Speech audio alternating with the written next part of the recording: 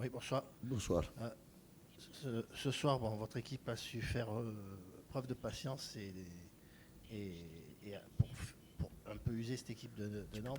Et il y a eu l'entrée de Rabiot, de Rongier qui a été décisive. Qu'est-ce que vous retenez au-delà du résultat?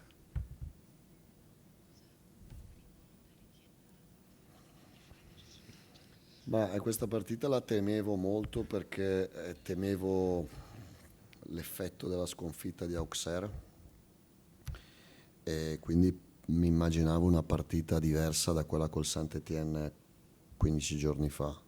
Detto questo, abbiamo meritato la vittoria, abbiamo creato tante occasioni, non abbiamo giocato la miglior partita al Velodrome, però abbiamo meritato di vincere e adesso nelle ultime 10 partite saranno tutte gare da vincere più con la testa, più con la pazienza, più con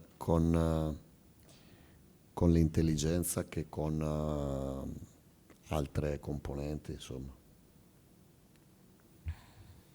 Alors c'était un match que je craignais, surtout j'avais peur de l'effet que la défaite contre Auxerre aurait pu avoir.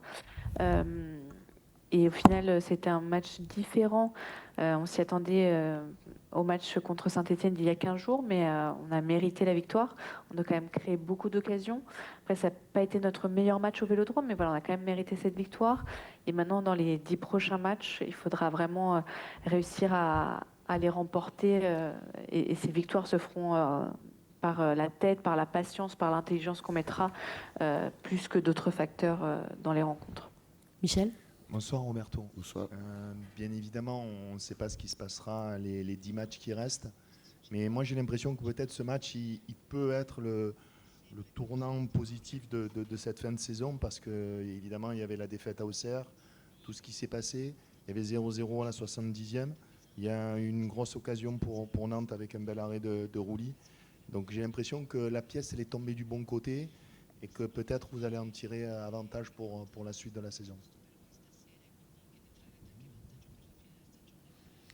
Sì, sono d'accordo su tutto, è una partita secondo me che può essere determinante, però adesso io non so la traduzione se è giusta, non è che abbiamo lanciato la moneta e siamo stati fortunati, abbiamo vinto meritatamente, perché sennò allora anche ad Auxerre sull'1-0 noi abbiamo avuto, al di là degli episodi rigore, abbiamo avuto l'occasione di Guiri da solo davanti al portiere, abbiamo avuto l'occasione di Greenwood davanti al portiere, abbiamo avuto l'occasione di testa di Kondogbia davanti al portiere senza nessuno, eppure abbiamo perso 3-0 e in sala stampa io non ho preso scuse, ho detto che abbiamo perso meritatamente e quindi oggi non c'è stata partita.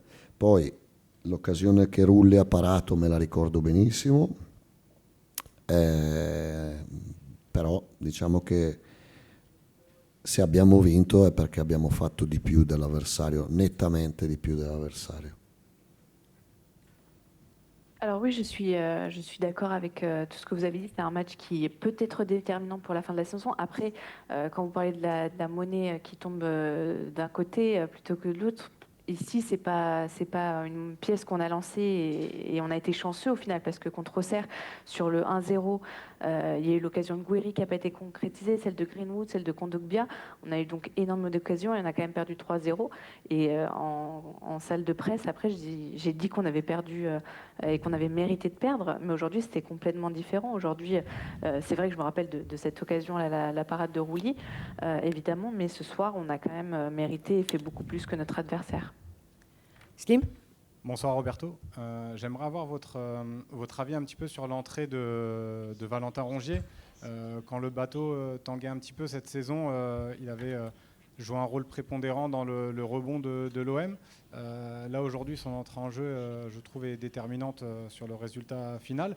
Est-ce qu'il vous fait douter pour les prochaines compositions d'équipe et qu'est-ce que vous avez pensé de son entrée en jeu?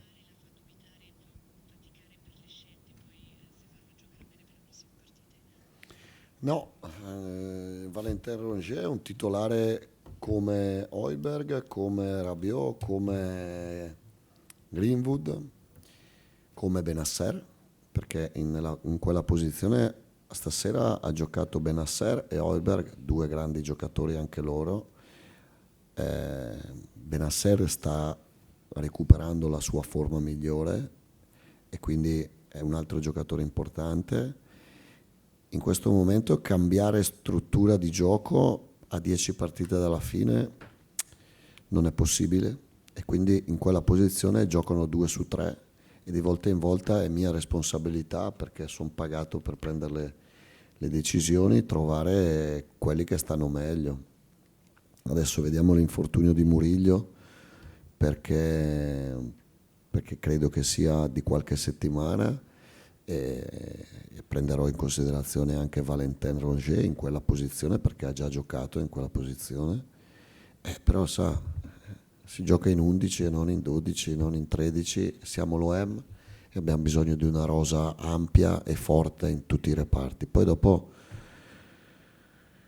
in Italia si dice sono cazzi miei, fare le scelte vuol dire che sono problemi miei e qualche volta magari sbaglio, però è il lavoro mio. Alors Valentin Rongier, non, c'est un titulaire, pardon, comme les Højbjerg, Rabiot, Greenwood, comme Benasser également.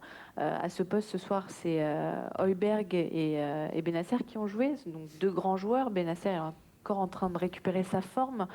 Mais à l'heure actuelle, à 10 matchs de la fin, ce serait trop risqué de changer de structure de jeu. Donc pour moi, là, c'est ma responsabilité de trouver les joueurs, mais il n'y en a que 2 sur 3 qui peuvent jouer à ce poste. Après, on verra aussi, il y a la blessure de Murillo. Là, je pense que ça pourrait durer quelques semaines. Il pourrait être absent quelques semaines, on verra.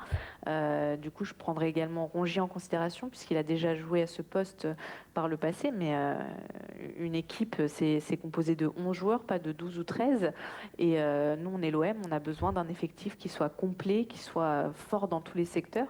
Et après, voilà, c'est à moi de me débrouiller, comme on dit en Italie. C'est à moi de me démerder et de faire les bons choix, quoi. C'est ma responsabilité. Oui. Bonsoir Roberto. Le retour de Leonardo Balerdi, on a l'impression qu'il a rassuré un peu tout le monde derrière. À quel point il est important, même psychologiquement, pour votre équipe? Spero che Balerdi, le squadre, le big europee non si accorgano mai di Balerdi. Lo spero. Quando vado a dormire la sera penso sempre a questa cosa qua, sperando che nessuno si accorga mai del valore di Balerdi, perché è un giocatore straordinario. Alors, j'espère que les grandes équipes européennes ne se rendront jamais compte que Balerdi existe. C'est quelque chose auquel je pense presque tous les soirs quand je me couche. Je pense à combien c'est un joueur extraordinaire et j'espère vraiment qu'il passe un peu sous le radar des grosses équipes. Oui, dernière question. On l'a fait avec vous, merci. Bonsoir coach. Bonsoir. L'entrée de Dedic a une nouvelle fois été intéressante. Ils se font bien dans la masse et bien dans le groupe.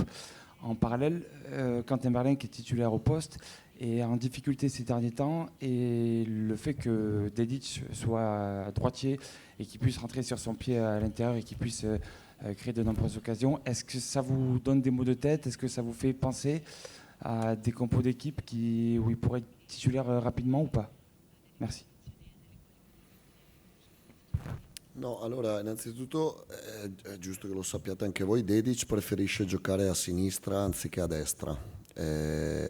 A noi è un vantaggio, perché effettivamente quando giochiamo con squadre chiuse ci serve gente sugli esterni che faccia l'1 contro 1 e che vada dentro il campo anche, come se vi ricordate all'inizio della stagione giocavamo allo stesso modo, portavamo Merlin tra le linee dentro il campo e lasciavamo in ampiezza Luis Enrique a sinistra e Mason Greenwood a destra.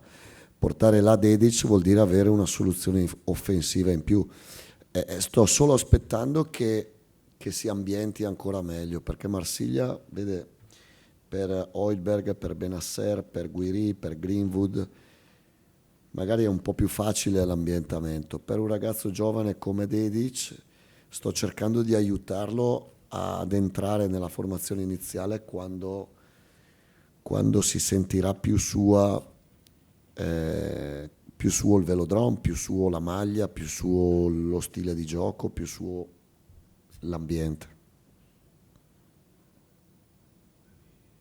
Alors, c'est juste que vous le sachiez, Dedic, il préfère quand même jouer à gauche plutôt qu'à droite.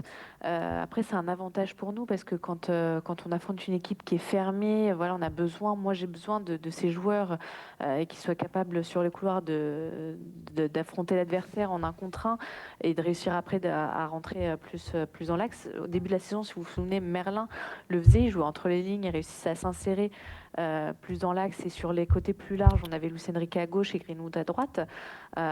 Donc c'est sûr que Dedic m'offre une solution offensive en plus. Après, par rapport à d'autres joueurs qui viennent d'arriver ou qui sont arrivés cette saison comme Gouiri, Benasser, Greenwood, qui ont plus de facilité à s'adapter, à jouer directement. Lui, c'est encore un joueur jeune, pardon. Et donc j'attends pour pouvoir le faire entrer de manière titulaire dans la compo, qui réussisse vraiment à s'adapter, à sentir le stade, l'environnement, ce maillot là aussi, enfin qu'il soit prêt sur tous les points de vue. Au revoir.